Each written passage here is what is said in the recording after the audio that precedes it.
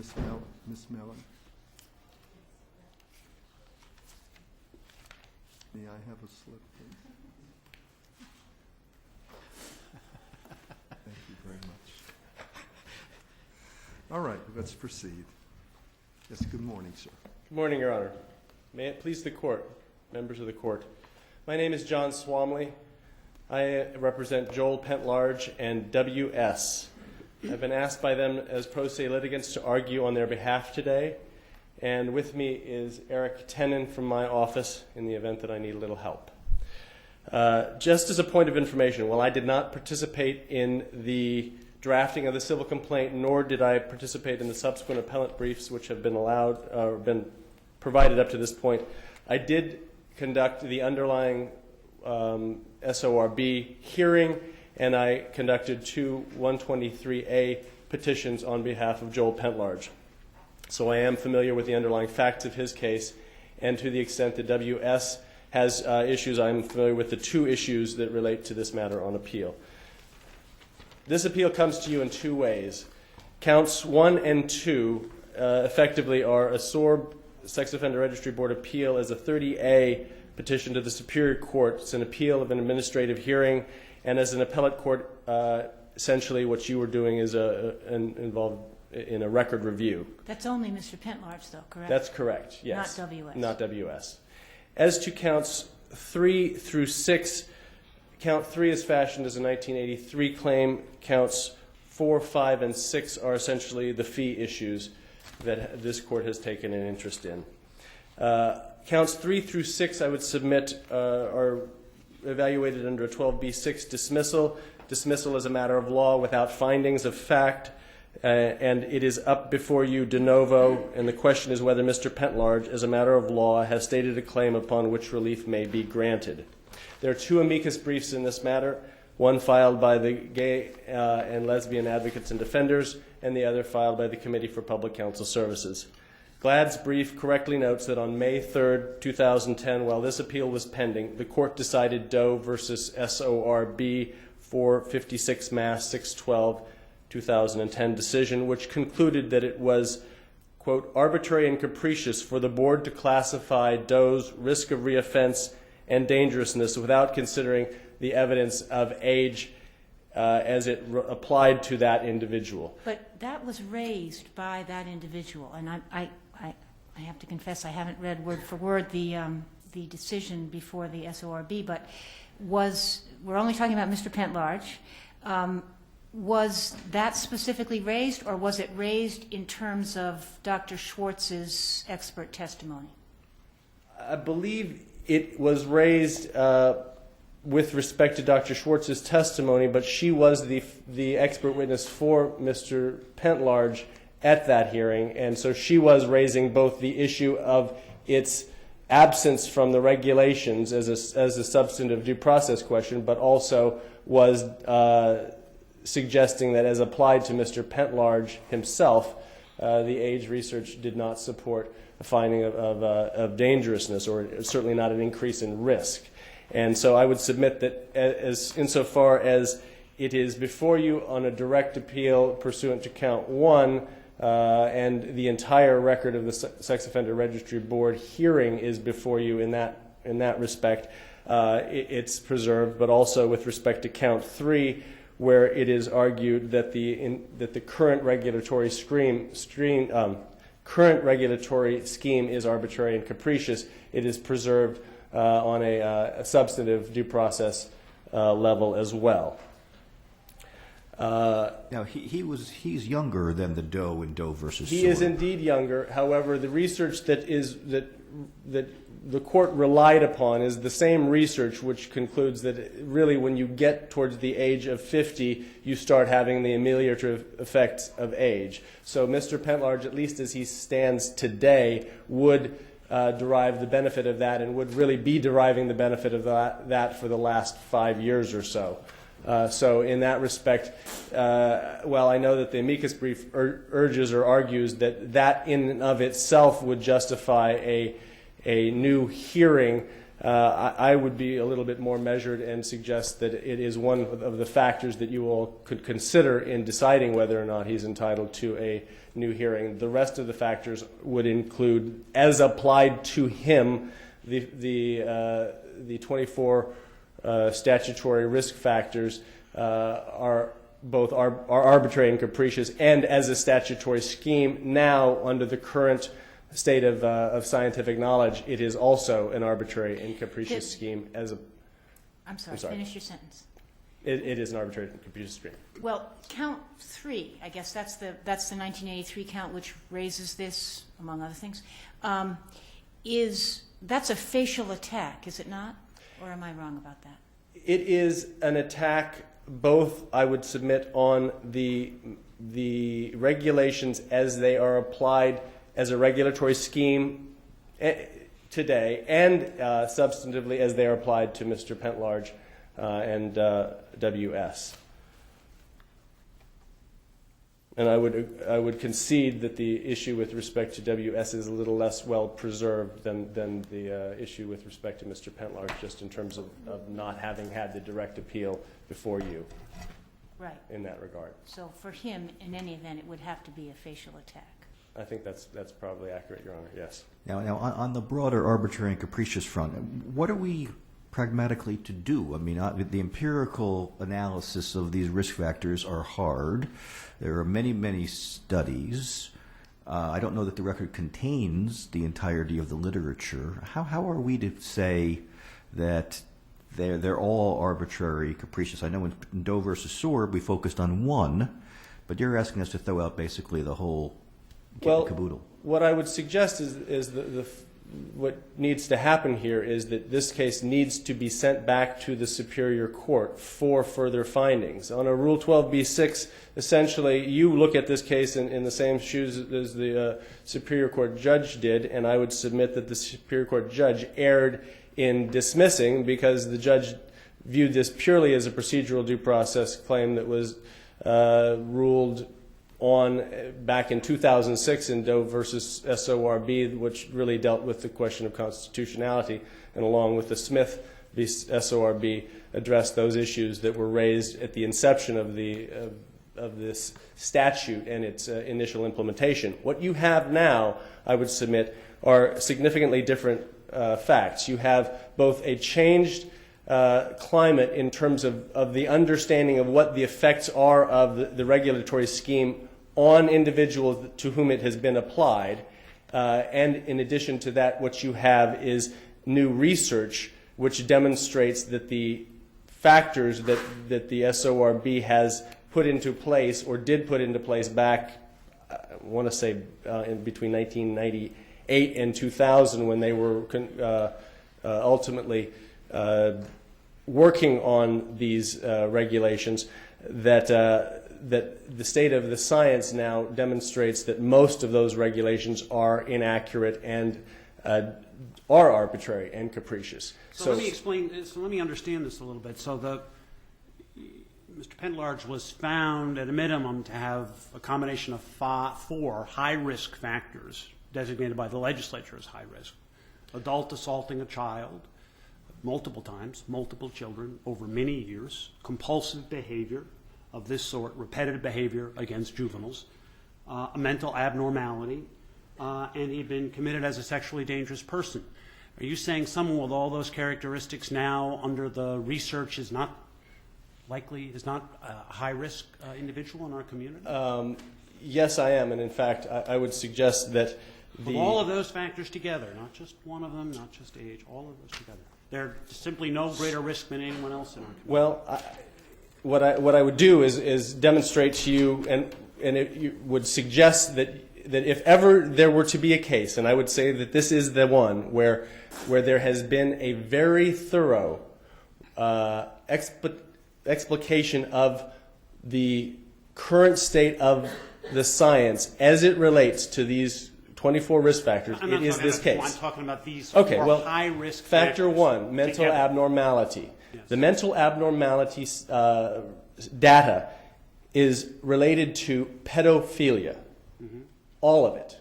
meaning there is no scientific data supporting any other mental abnormality as being predictive of risk of reoffense or dangerousness. Recidivism is essentially. Other than pedophilia. Only at mental that is abnormality. correct. And that's the science in the field. Well, the only scientific data on the diagnosis being a predictor is pedophilia. If you don't have pedophilia, if you have any of the other mental abnormalities, I would submit that you don't have the same predictive validity. The science is not there. There's Right. no research. The research does not exist to support the conclusion that possession of a mental abnormality generally, absent it being pedophilia, has any predictive value whatsoever. And moreover, So the sexually dangerous person statute is off kilter as well, because that requires a mental abnormality. well, the sexually dangerous person statute, in terms of whether or not an individual meets a criteria at a point in time. Right, a mental abnormality. Right. You're saying if it's not pedophilia, there's no sexual dangerousness, Well, no predictiveness here? What I'm telling you is that with respect to the predictive value of having a mental abnormality, all the research that exists on this subject has to do with the diagnosis of pedophilia. In terms of it being a chronic condition as well, all of that has to do with pedophilia. And I will even tell you that the research is much more refined or circumscribed than that, and that is the predictive value of pedophilia as indicative of future reoffense is only demonstrated to be predictive if it is measured by what's called a penile plethysmograph in a controlled setting. Other than that, the research does not exist to say the possession of a mental abnormality, generally speaking, if it be, and in this case it is ephebophilia, which is sexual attraction to post-pubescent individuals, that whether one, that is chronic, whether two, that has any value in demonstrating lack of volitional capacity at the moment in which it's described or identified as being applied to the individual. So unless we're talking about pedophilia, you don't have the predictive value of the label, and you don't have the research to support that, in fact, that makes that person dangerous. And yes, I am Combined suggesting with compulsive behavior over 13 years, Second- assaulting many children on many occasions. the second risk factor, which is compulsive or repetitive behavior.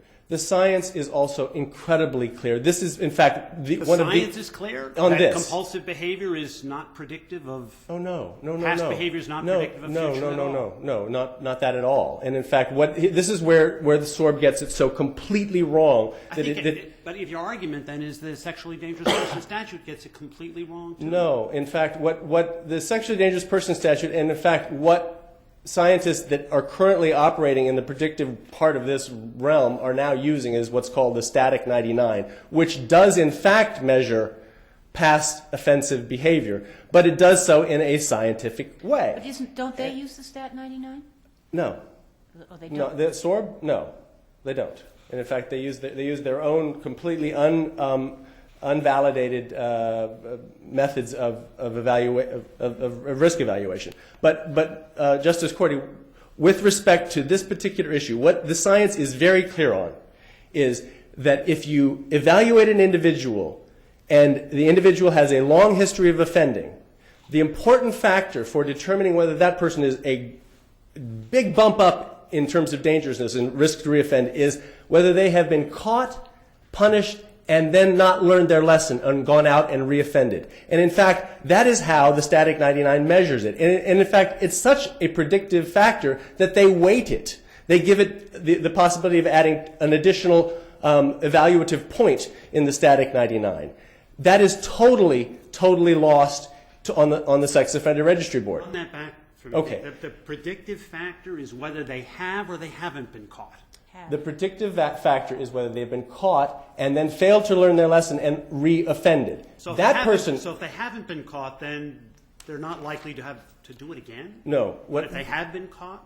If you're looking at the question of compulsive or repetitive behavior, the sheer number of offenses is not what determines whether the person is a greater risk or less risk to reoffend. Because frankly, when you're looking at sex offenders, generally speaking, most people have an offense history that has a number of repeat offenses. That's the problem, of Right, course. and indeed, what the science has been able to figure out is the way to evaluate one individual versus another is by looking at whether or not in their offense history they have been caught, punished, and failed to learn their lesson. That is the seminal moment which tells a fact finder, this guy is at high risk because he didn't learn his lesson once being caught.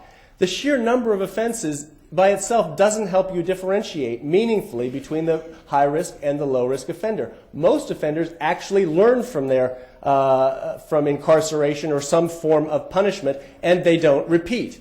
If we did that one simple thing, which is change the evaluative process, I would submit you would make a big difference in whether a level 3 means something and it not meaning something. And indeed, that's essentially what's wrong with and what makes this an arbitrary and capricious system. If you were to read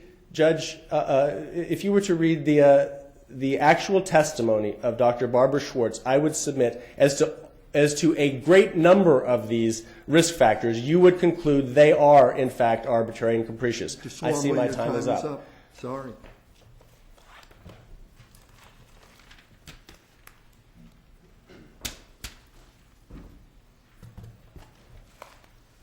Mr. Chief Justice, and may it please the Court, Randall Ravitz for the Probation Commissioner and Laboratory Director. Just to focus on some of the major areas of contention, Mr. Penlarge challenges many of our defenses by arguing that the Probation Commissioner was not acting in a judicial capacity with respect to the specific act of collecting the fee. Well, could we just turn to this fee versus tax issue? I mean, put aside whether somebody has immunity or not. On that question, you say something that Emerson looks at the, if I can paraphrase, the sort of fit between the users and the fee. Is that correct? Right. And I guess so the fact of whether or not the fee benefits the user doesn't matter?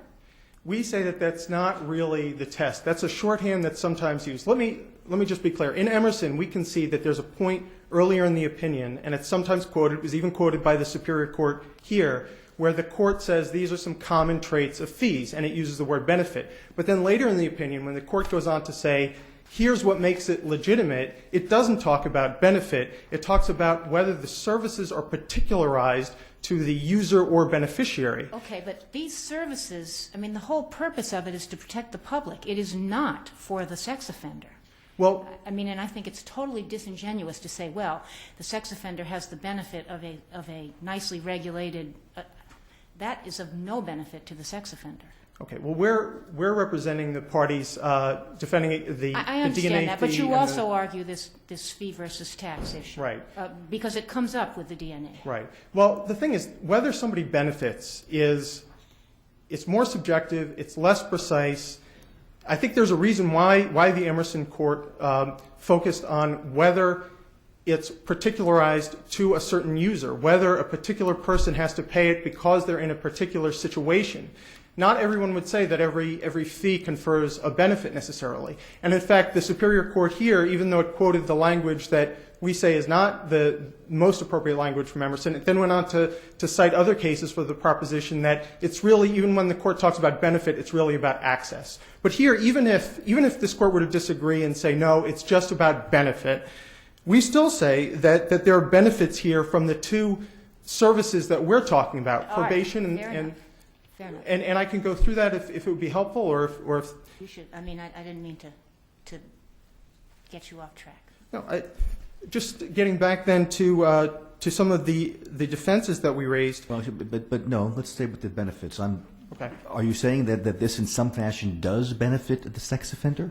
We're saying, again, we're not talking about SORB registration, which is not to say that we disagree with the SORB. We're just talking about, again, and it's whether the services benefit, not whether the fee benefits. So we're talking about probation and submission of the DNA sample. Okay, well, put DNA sample aside. I'm focusing on the registration fee itself. The sex offender registration fee. Right. That'll be handled, if it's all right, that'll be that's going handled to by be, I see, they're by my going to do brother. that, okay. And I can address the benefits of probation and submission of a DNA sample, if that would be helpful. Okay, well, actually, on that, though, why is it not enough to say that the legislature can say for anybody who's convicted, this essentially is a mandatory obligation? It's essentially a mandatory sentence. You must give DNA and you must pay for it. That's essentially now a mandatory sentence for all who are convicted. Right. Well, we would agree that the legislature can do it. We wouldn't characterize it as a sentence, but we would agree. What Your Honor is talking about is a fee. It's a fee that we all pay when you alone have to do something because of you're in a certain situation, because you've engaged in certain conduct, and it's something that the rest of us don't have to pay because we didn't engage in that conduct. It could be a fee just to get a driver's license, or it could be any type of fee. I take it that you're not inclined to characterize it as part of the sentence, because then you do have ex post facto problems when the fee is raised. That's right, and that's consistent with Massachusetts law, because as this court recognized in its recent Goodwin decision, and in Corey, not everything that's a condition of probation is a sentence.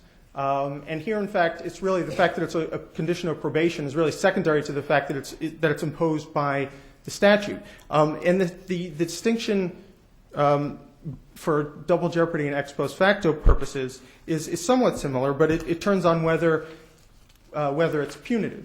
And here, the primary place to look for that under the applicable test is indicia of legislative intent.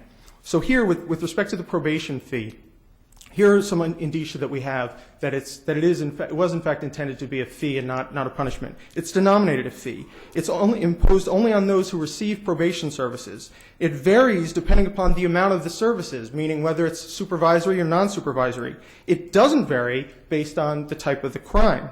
So it really just focuses on the services. It also can be set aside for hardship.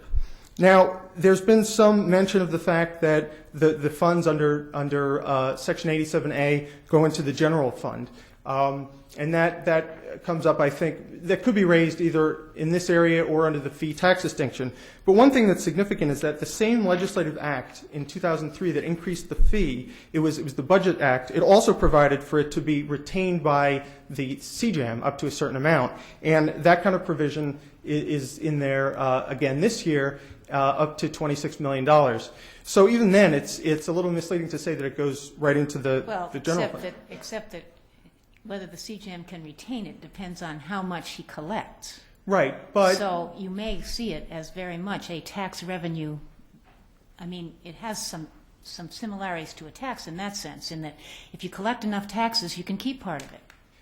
okay, but I don't have fiscal 2010 figures, but in fiscal 2009, $21 million were collected. In fiscal 2010, the CJAM projected collecting $24.5 million, and the legislature provides that it's retained revenue up to $26 million. So that, I think, is evidence of legislative intent that these really are to offset services provided. It's not for punishment. It's not for a tax, and it's, for the most part, retained by the CJAM. Now, as far as DNA and the DNA fee and whether it's punitive, there the statute is even more explicit. It talks about the fee being to offset the cost of preparing it. Explain to me, I understand the argument about punitive, but explain to me how this is a fee. We're saying everybody in a certain category, you need to go to a lab and have your blood tested so we can have a data bank. We, the state, can have a data bank. So everybody line up and pay the fee and get tested so we can have a data bank to greater protect the public. How is that an appropriate fee versus a tax? Okay. Well, again, going back to the fee tax distinction, we say it's about whether it's particularized to the user, and certainly it is. But even if you say, no, it's about the benefit, look at the purposes stated in the statute. They include not only catching recidivists, but deterring recidivism. Oh, and lots of benefit to the public, for sure. But that's also for the offender, deterring recidivism. And also another purpose is ruling out people who are wrongfully suspected of committing crimes. But if that were the case, wouldn't we all want to be enjoying the benefits? But we only impose it upon those who are convicted. Because they've engaged in conduct that has created the need for it. I mean, that is the traditional way that a fee is imposed. It's imposed on people because they've done something different than the rest of us. But I mean, isn't there a certain circularity here? Yes. It benefits only those who, because of their conviction, now deserve it, but it would not benefit those who are not, or it would benefit those who are not convicted, but we don't choose to impose it upon them? No, it benefits. Well, It benefits the public in general ways. It also benefits the people who submit them in very ways particular to them, and it's imposed on them because they've created the need for it. Because they're I guess this goes back to our first, what we say is the real test. They're the user. They're the regulated entity. There's this distinction in the fee tax area between regulatory fees and proprietary fees. And in the discussion of regulatory fees, it talks about fees that are imposed upon somebody who's regulated to offset the cost, basically. but they get because a of, benefit from the regulation. well, not necessarily. Sometimes it's just because of what they're doing. Because Well, if you live in New Hampshire, that's true, but that hasn't been our law to date. But okay, going back again, I go back to the benefit in case that's where you're leaning. With respect to the probation fee, I'm drawing on something that Mr. Pentlarge has said with respect to with probation services. When testifying below, his counsel, his expert, they all said that he has benefited from probation. Why? In part because it's a deterrent, because somebody's watching over him, because it causes him to think twice about engaging in the wrong type of behavior. Why is that not also true with respect to the DNA fee? If you know that the state has your DNA, they can catch you much more easily than they could have 10 years ago, 20 years ago. That's a deterrent. That's going to make you think twice. And that's a benefit. Mr. Ravitz, time is up. Thank you. Thank you.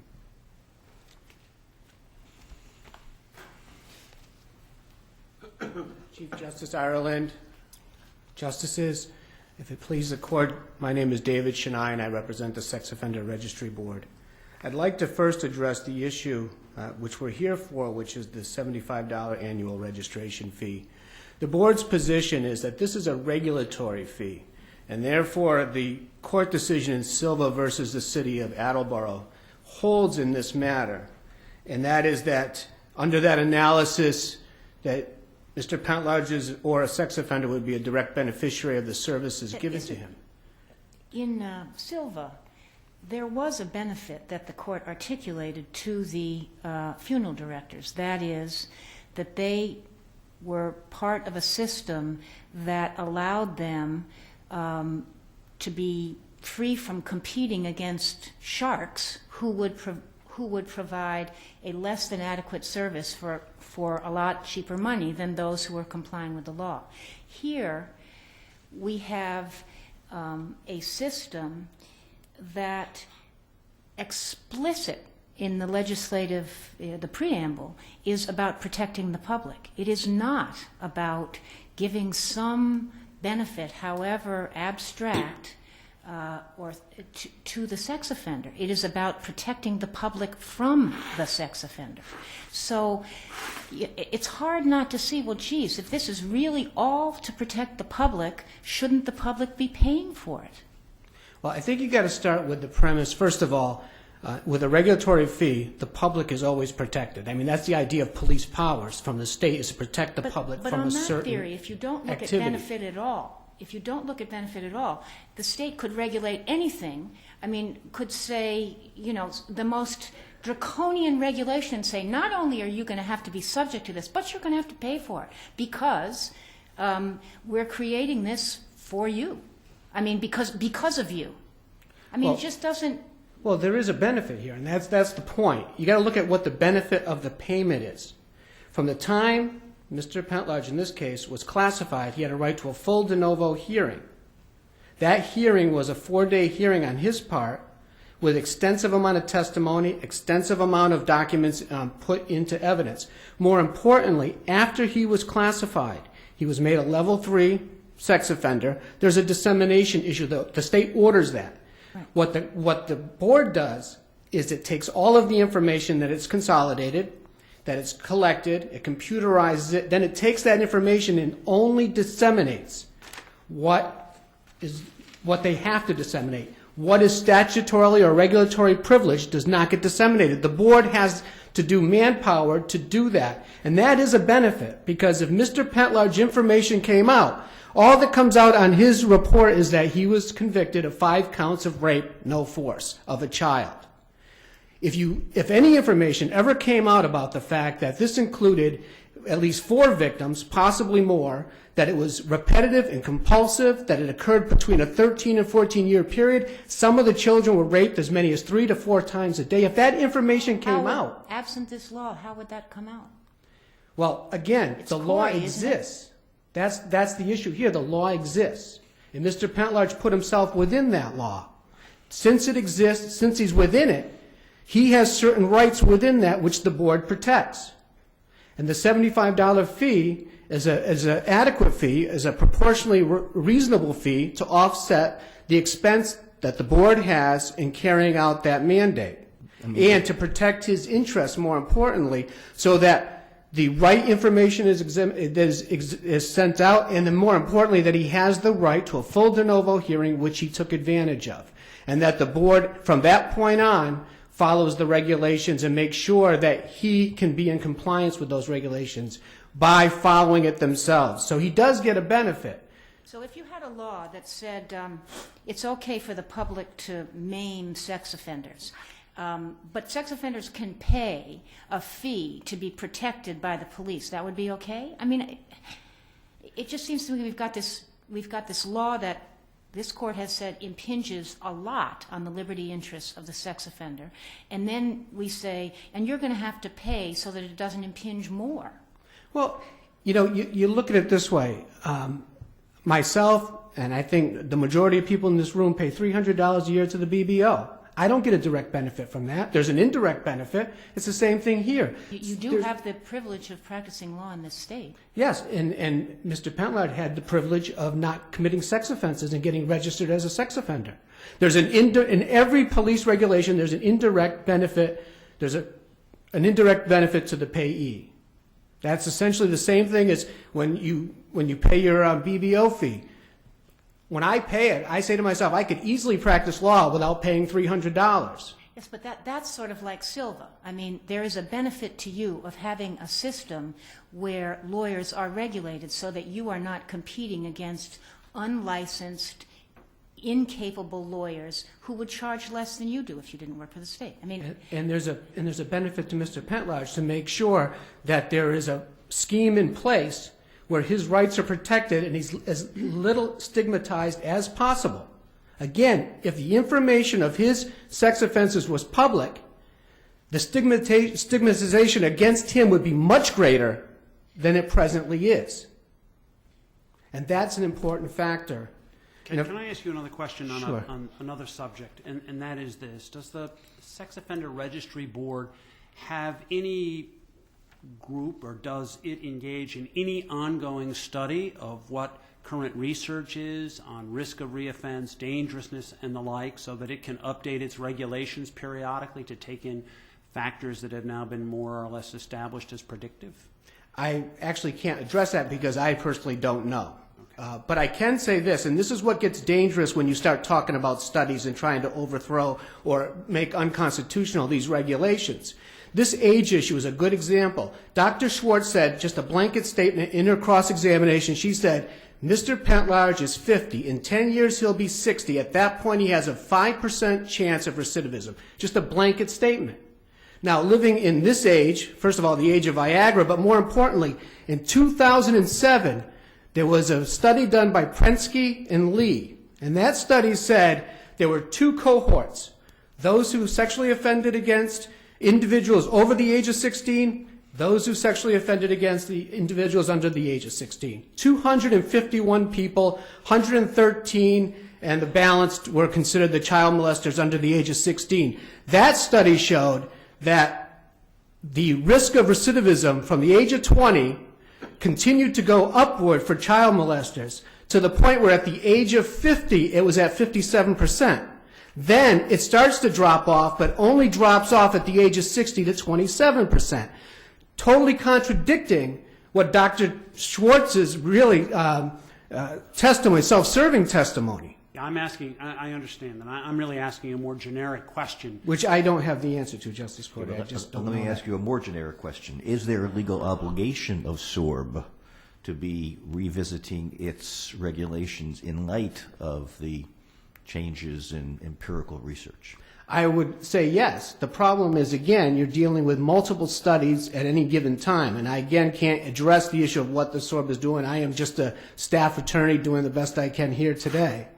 But again, if there are studies that obviously undermine a regulation, then obviously we have to update that regulation to reach that. But that's not the issue here today, because no studies were submitted by plaintiff either at the hearing or even at the motion when we did the 12b6 motion. But they submitted in a 12b6 motion. They submitted a Washington study, and that again. Oh, that was at the hearing, wasn't it? No, the Washington study was for the Superior Court. The hearing had a couple of other. They had actually 3 studies, none of which addressed either age or recidivism. They were 2 of them predated the regulations, and one of them was by Hansen after the regulations, and that one really just summarized the law at that point and didn't say anything that would counter the regulations. But the Washington study is the more important study, because really what they did is they took 268 inmates who had felony sex convictions and then tracked them, and then determined that only 3% of them recidivated with a sexual felony.